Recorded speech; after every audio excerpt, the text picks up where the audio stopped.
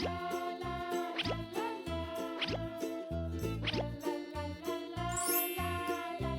teman-teman, kali ini kita akan suntikan obat untuk Upin dan kawan-kawan agar mereka sembuh.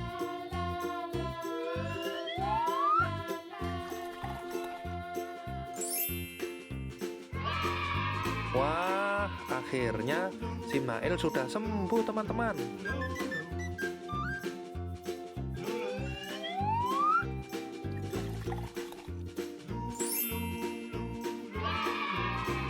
Akhirnya Ipin juga sudah sembuh teman-teman.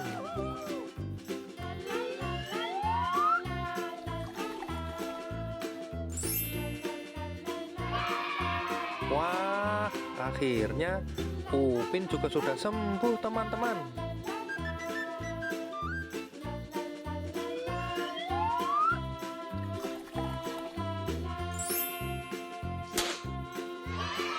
Yang terakhir, Ijat juga sudah sembuh teman-teman. Akhirnya mereka sekarang sudah sembuh semua teman-teman.